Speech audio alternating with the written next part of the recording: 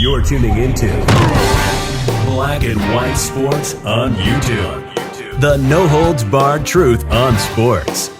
The main event starts now. I'm back. Road Trance for Black and White Sports. Well, I don't know if anybody remembers this, but I certainly remember it. John Skipper, the cocaine cowboy, as I like to refer to him as, he was the ex-head of Woke Center, ESPN, when they turned to the woke days. Michael Smith and Jamel Hill had the premier sports center that came on in prime time, and the ratings plummeted because it became all about political and social narratives.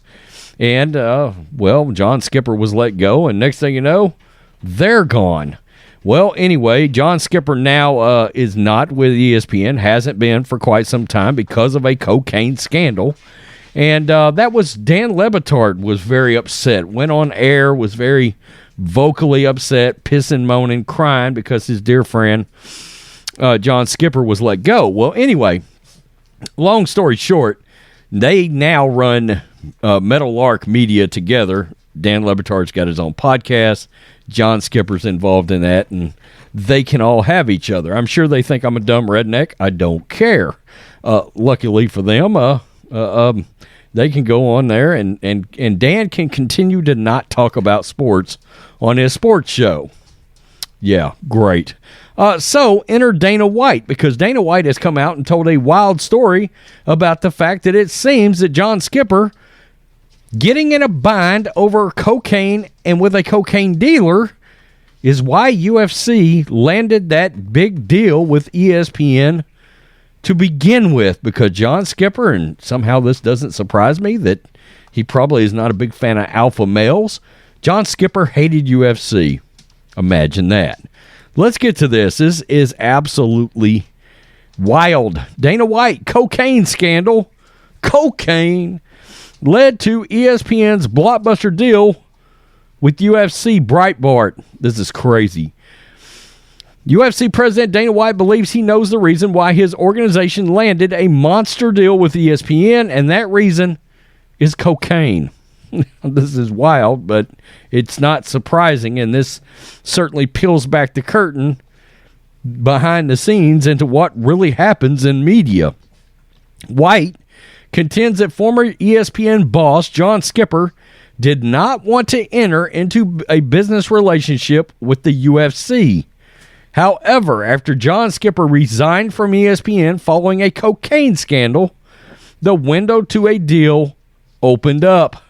Quote, "I'll tell you a crazy story," White told Grant Cardone. "Have you ever heard of John Skipper? ? John Skipper ran ESPN. Now I think he runs DAZN, runs ESPN Beloved. Looks like the squarest guy on the planet." That's John Skipper right there. Older guy, hates UFC.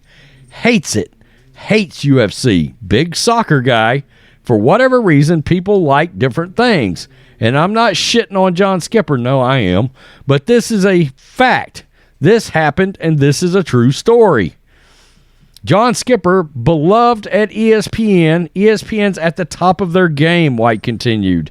These guys are killing it in revenue. They're getting $5 per subscriber when cable was the biggest it's ever been. So our Fox deal is up. And we're probably not going to do another deal with Fox. They're selling off cable networks and restructuring. So they're not the same company when we signed with them. And John Skipper's never, ever going to take the UFC. So we're in a tough place. But White's fortunes could change in a very unexpected way. Quote, John Skipper's cocaine dealer is going to rat him out, White continued. So he has to tell Disney, my cocaine dealer is going to go public or whatever, so he has to step down from ESPN right at the time we're trying to make a new TV deal. Who did they make president? John Patero, who ran Yahoo Sports for years. I've known him a long time. He's a great dude, and he loves the UFC. Now you got him. You got a guy named Kevin Mayer, who is really close to Endeavor CEO Ari Emanuel. And we ended up doing the ESPN deal when our deal was up. Skipper's tenure at ESPN was not simply marked by the shunning of UFC and an embrace of soccer.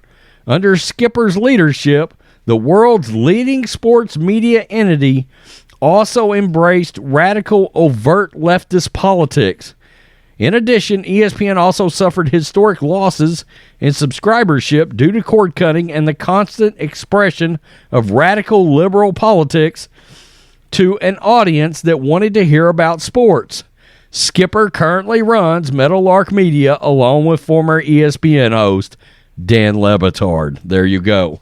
So, and yeah, that's the thing. A lot of people don't realize ESPN made a big shift, course correction, okay? Away from politics, away from social narratives.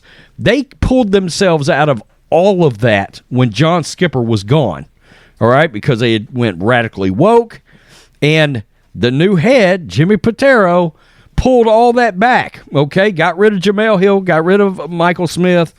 I think Michael Smith is over at Amazon now. And Jamel Hill, well, she's got a podcast, I think, with Meadowlark, but other than that, I'm pretty sure she's jobless. We know she's not selling any books anyway. Let's put it that way. So they pulled themselves out of leftist politics. Now, you may be like, well, wait a minute. ESPN's woke as hell, and that's one of the reasons your guy's channel blew up. Yes, that's a fact. Why?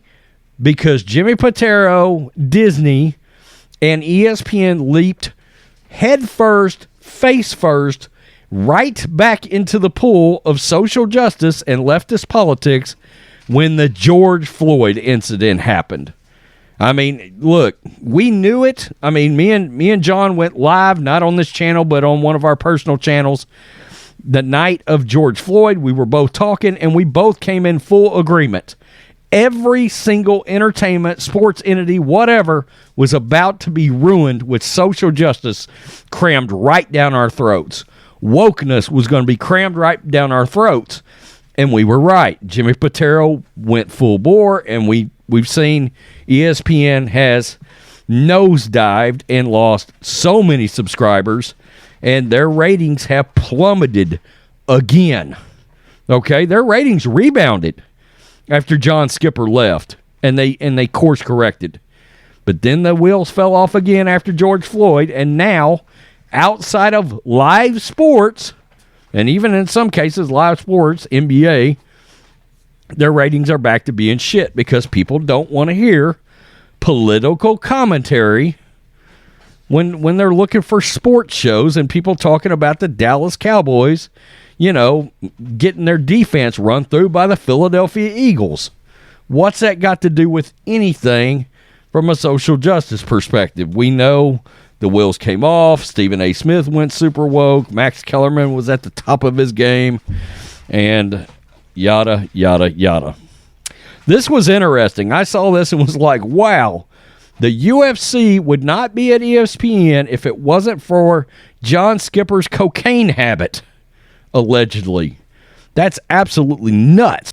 I mean, Dana White dropped some real gems out there. I mean, where else can you find out cocaine scandal is why UFC is with ESPN? Tell me what you think, black and white sports fans. Peace. I'm out. Till next time. Black and White Network supporters, make sure you go over and check out the Black and White Network merchandise store. 25% off USA First. 25% off USA First. Go now. Thanks for watching the show. Be sure to like, comment, and subscribe. Be sure to tune in next time on Black and White Sports.